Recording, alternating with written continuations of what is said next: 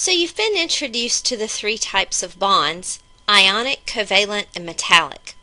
What I want to do with you in this lesson is to look at how each one of the bonds forms and then show you some of the properties that compounds with the type of bond exhibit.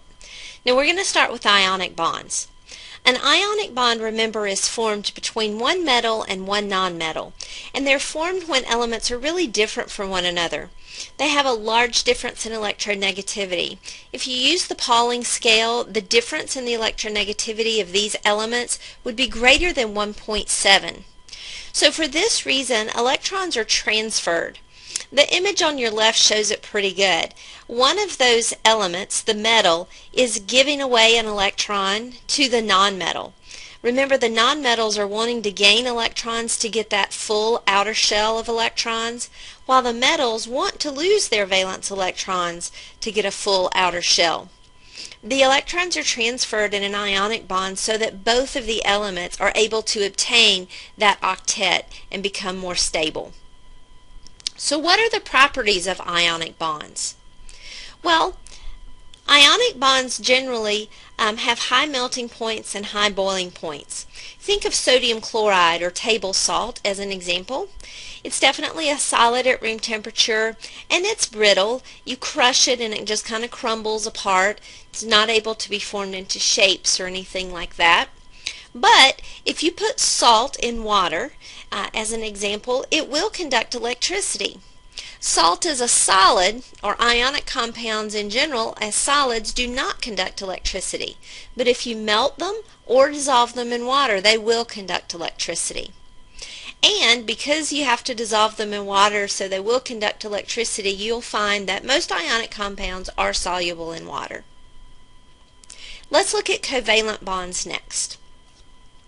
Covalent bonds happen when two nonmetals share electrons. The bond is not actually like a stick or a physical thing that happens between the atoms. A bond is simply when two atoms overlap their electron clouds and the electrons are able to be shared. Because the atoms are sharing electrons, the elements that form covalent bonds seem to be similar to one another in electronegativity. Now on the Pauling scale, they're going to have a difference less than 1.7. And so if you look at the diagram on the left, you see that overlap of the cloud that I was mentioning earlier. And all that happens is each atom shares electrons so that they can get their full outer shell to be more stable. Now the properties of covalent compounds, by sharing those electrons, they tend to have lower melting and boiling points than ionic compounds do. There's not the positive and negative charge that ionic bonds have, so it's not quite as strong of an attraction. Some of these compounds are gases at room temperature, and they really are not good conductors at all. The final type of bond is a metallic bond. Now, metal atoms form metallic bonds, and the model that I want you to use to think about this bond is a sea of electrons model, or delocalized electrons. That just means that the electrons are really free. They can flow and move around from one nucleus to the next.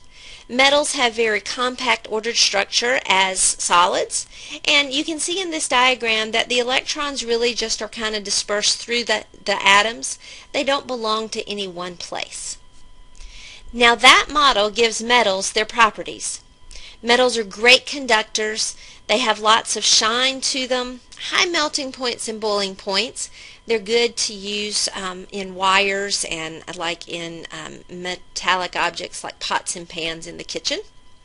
Metals are ductile and malleable. Metals are generally solids at room temperature. Think about gold and silver and copper. Those are definitely solids. And we use the metals a lot as mixtures to form alloys like sterling silver if you think about some of your jewelry. So those are the properties of all three types of bonds. We're going to start to look at how these properties affect the molecules that are formed from the different types of bonds. Now the order of strength of the different bonds that we've looked at, ionic bonds are the strongest. Remember the positive and negative charges. The ions are definitely attracted to one another. Metallic bonds are the next strongest type of bond simply because of those delocalized electrons.